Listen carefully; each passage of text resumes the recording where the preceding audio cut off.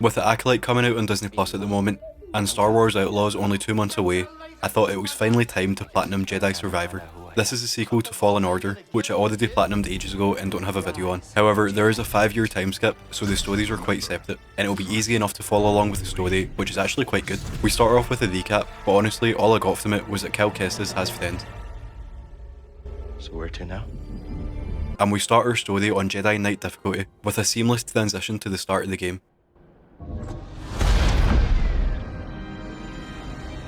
5 years after the events of the first game, we find Cal Kestis captured on a ship, where he's delivered to the Senator, and it looks like the game might end before it even starts, but it turns out this is all part of the plan. Right to me. Thanks, BD.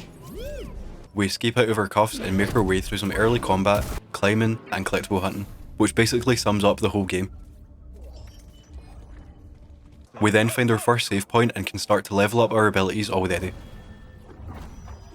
We meet up with one of our new teammates who's named Bode, and continue to fight our way through the city until we die. If you haven't seen or played these before, they're Souls inspired in the way that if you die, you go back to your last meditation spot and lose some of the experience you've gathered up to that point. But if you manage to make your way back and hit the enemy who killed you, you'll get the experience back. With Bode's help, we defeat our first mini-boss, get some new movement tech, and meet the rest of our new friends, who we'll be spending time with for the rest of the game.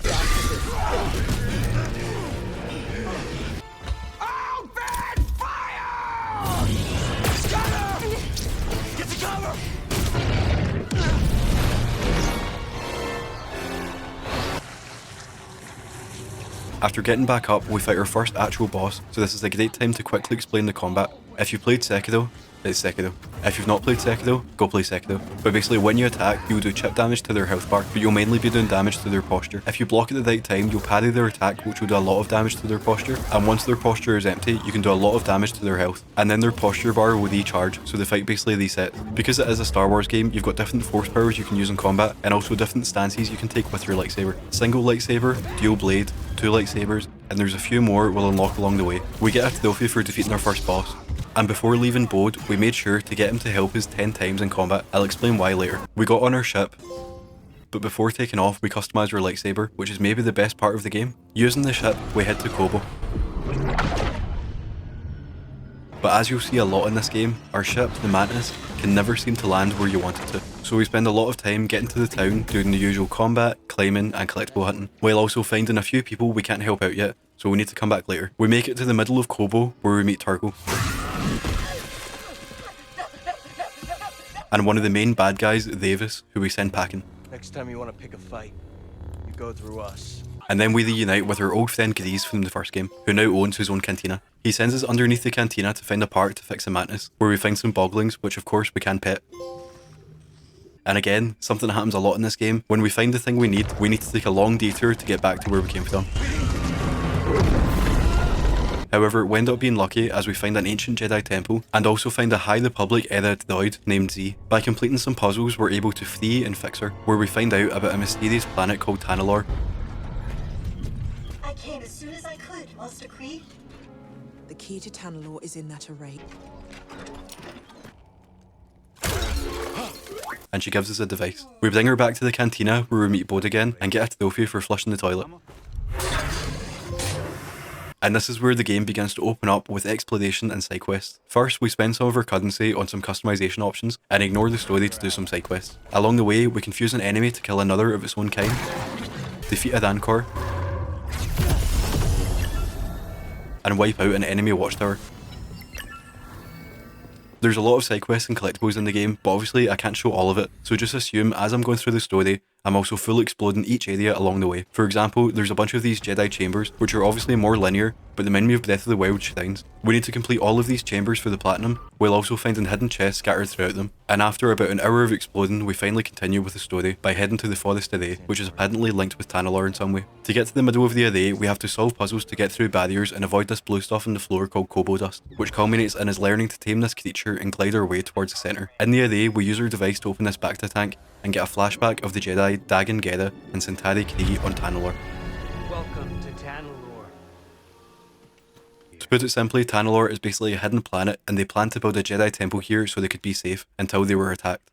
And Dagon has been in the tank ever since. We tell him what's happened to the Jedi since he's been gone, and he doesn't take it well. Throw it away! Dagon, wait. I refused to obey and was betrayed by the one I trusted most! No, stop!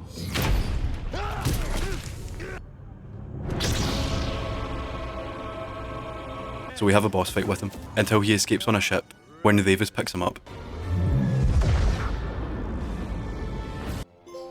We make our way back to the cantina with the help of some new mounts we had unlocked, and this seemed like a perfect time to get another trophy. We need to stay in the air for a minute, so we can simply just jump on a zipline and go back and forth and back and forth. And we spend the rest of our return journey collecting seeds, finding shards, finding save points, chests, and scan points. The map is quite good at letting you know where you need to explore next, and where you'll need to come back later. We leave our mount in the stable and spend our shards to open this door in the shop, which upgrades our healing capabilities, and then we hear a familiar accent.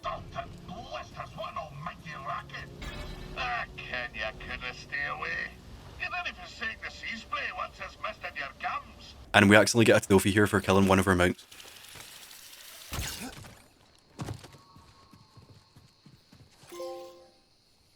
So the wee Scottish guy, Scuva Stev, is a fisherman, and to get the platinum we're going to have to find all the fish. And on top of the cantina we can plant our seeds. To get the platinum we need to fill our garden with every plant. Watching this back, I really wish I started this earlier. Before continuing the story we get another combat trophy, and head off to Jeddah to meet Master Seer. And just like before, we can't land there, so this first section will be us fighting our way there with Medin.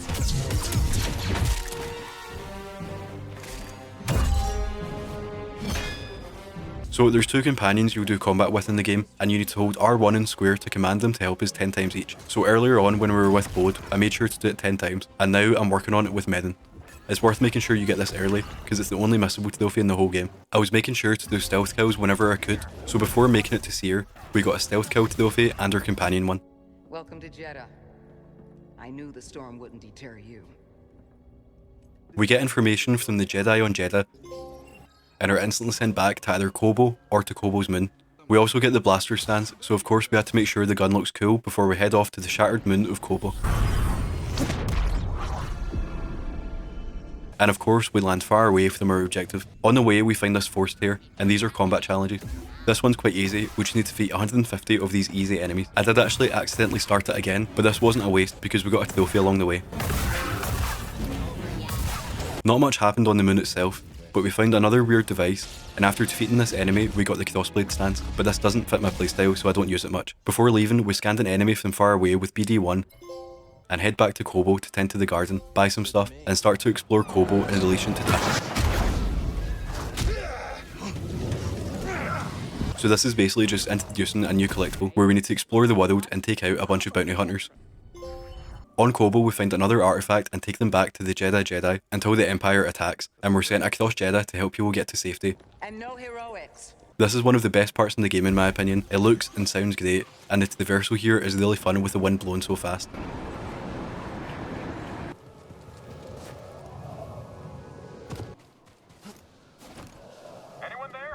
We also unlock the dash ability, which makes the movement even better. We get another combat trophy for doing some point blank shots before we make it to the person we're meant to save. He gives us some contact codes and he doesn't make it. This section ends with a huge escape sequence from a massive machine, which reminds me so much of Rift Apart. Medin also makes these portals for us, which also adds to the Insomniac feel.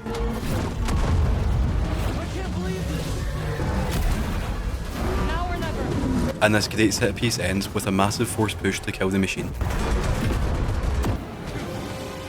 Cordova couldn't fix the devices, so we head back to Kobo to see if Z can make some sense of the contact codes, but she's been so we obviously need to go save her. On the way into the enemy base, we travelled 500 meters using animals. We met Davis, who took the compass, and we learned Force Lift and Force Slam, which we can use both for combat and for puzzles. We find Z, but Dagon appears, and after another boss fight with Bode by our side, he runs away again.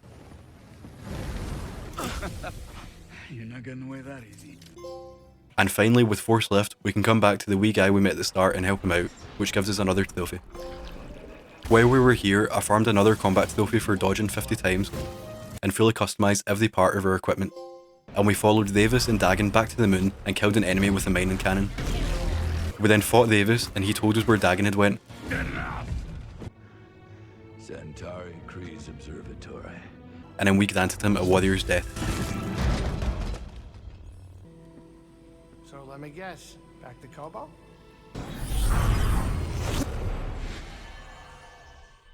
On Kobo, we got 3 more force combat trophies.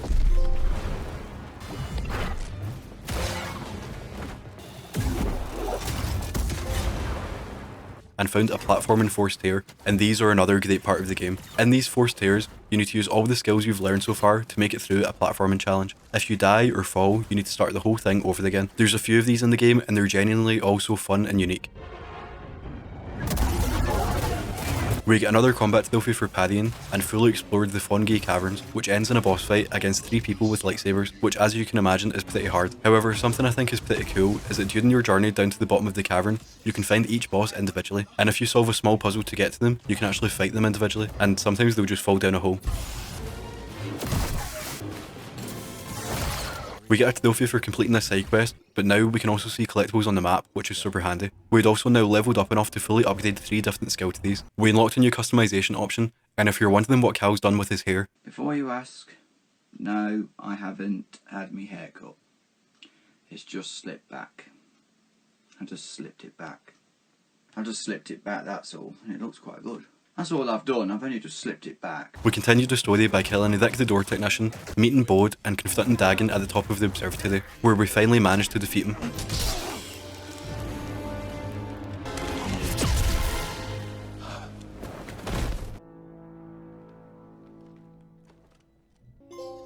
We get one last miscellaneous trophy, and the credits roll as we all live happily ever after.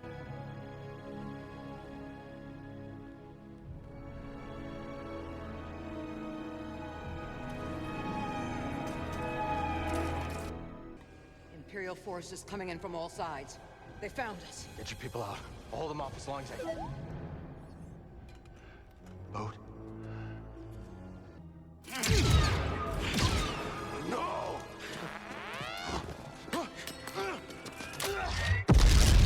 So yeah, we took out the big bad guy, but now we have a new one. We chase Bode until it's revealed he's also force sensitive, and he leaves us for dead.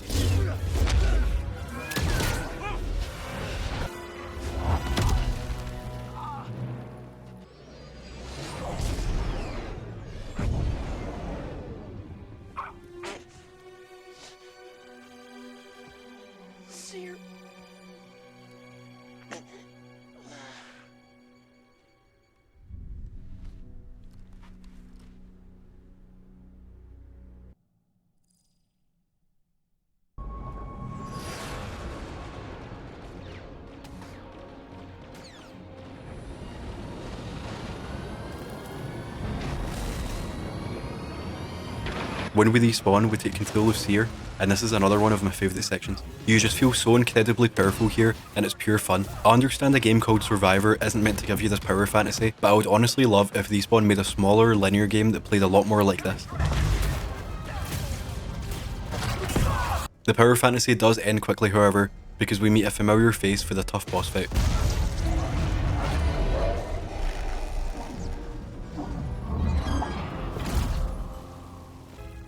I've been waiting.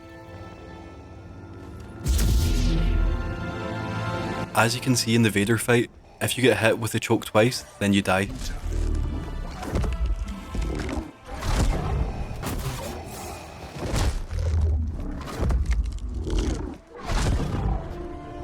When you respawn, he just kinda waits for you and you can get a cheap hit in. But for this section, again, I just wish the game worked more like a linear game, because it kinda breaks the immersion.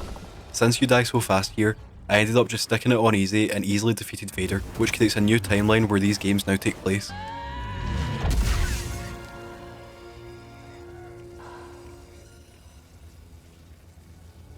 Oh.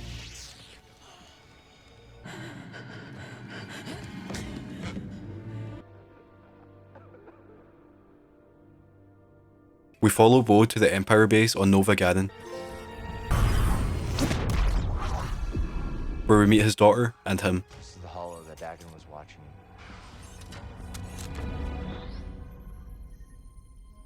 It was supposed to be a surprise, but you got here a little sooner than I expected.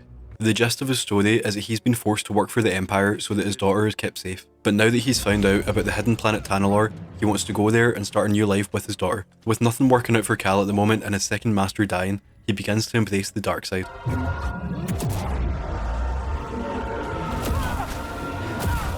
and you get a bit of the power fantasy I talked about. And there's a great piece of game design here. Using the dark powers will get you through the game faster and make it a lot easier, but in the story you obviously shouldn't be using it. However, there's no karma system or anything. The decision to use or not use these abilities are purely in the player's head.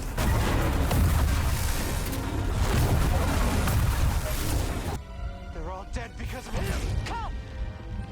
This is what Bode wants. I know you are in pain, but this is not you! If we align the arrays, we can create a flight path through the abyss. You want me to fly the Mantis through a ship-eating nebula using a tiny tunnel carved out by 200-year-old tech? Yes. All right, I'm in. We set up the arrays and follow Bode to Tanalorr.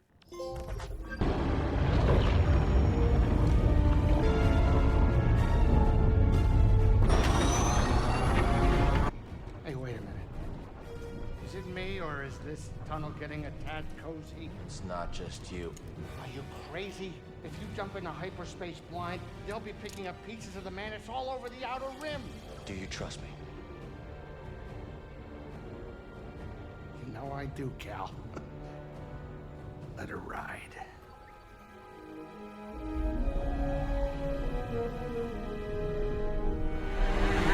Now.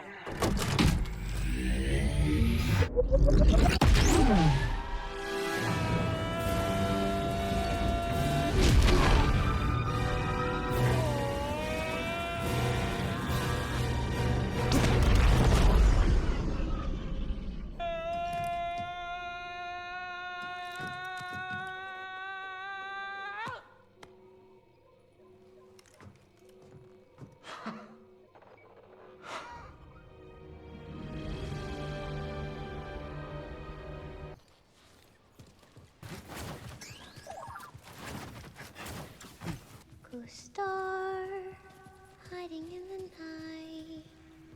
Go outside, Coda. Listen to them, please.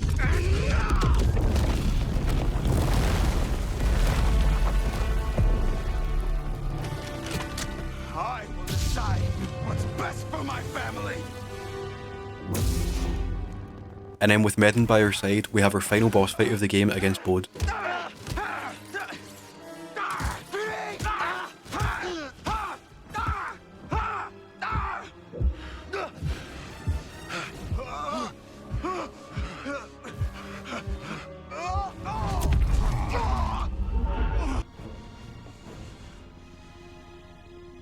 Put this on your daughter.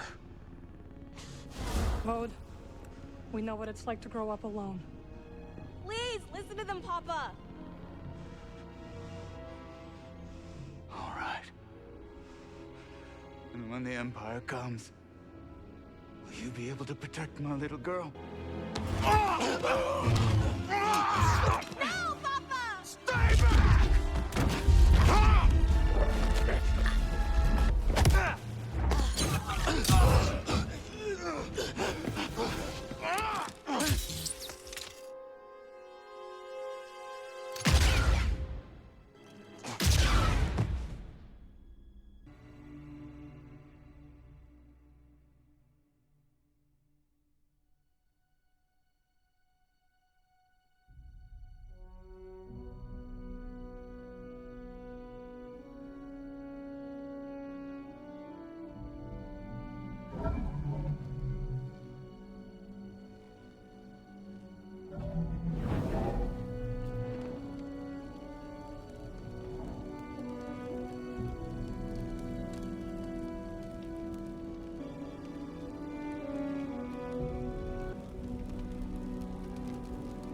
You let me walk my own path. You taught me what it truly means to be a Jedi.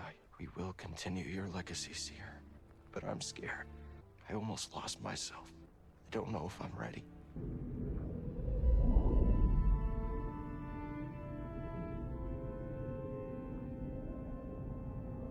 Cal, guide her through the darkness.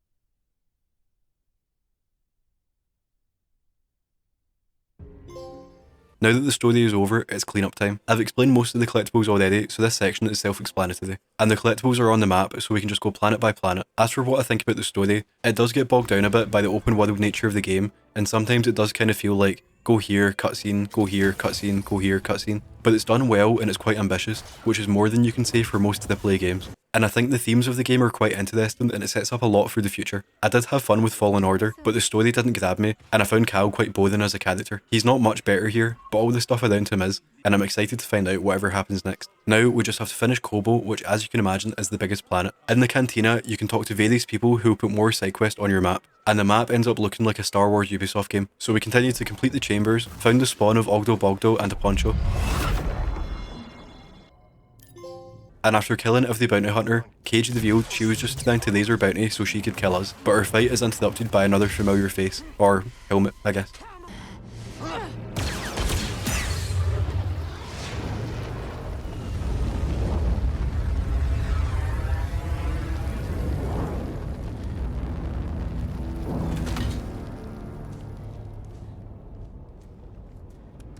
I'm not here for the Jedi. Very well. See you around, Jedi. We completed every chamber, defeated every boss, and throughout the game we've been scanning enemies. This droid is the last one we need, but when I kill it, it blows up. So I went back to the save point to respawn it. I killed every other enemy first and took them out with a simple blaster shot, but they still explode and can't be scanned. Thankfully I remembered you can use BD1 to long range scan enemies, so we tiptoed around this corner and scanned our final enemy.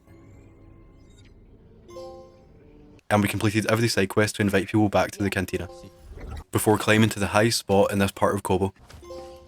We now had every seed for the garden, so we planted what we could, and each plant takes 45 minutes in real time to grow. Now, for my least favourite trophy in the game, we completed Holotactics. This is a mode where you use the enemies you've been scanning to fight other people. You can see which units you'll be fighting, and then you can place down your own, but each unit has a points value, so you can't just spam units. I thought this would be fun, but it basically just comes down to spending ages finding out the right combo for each fight, and I ended up just following a guide, which was still annoying because there's RNG involved, so sometimes even with the best setup, you'll still lose. Extreme prejudice. And it's a corner. He wins again. After spending 45 minutes on Holotactics, we found every fish, completed every forced tear, and equipped a perk in every slot.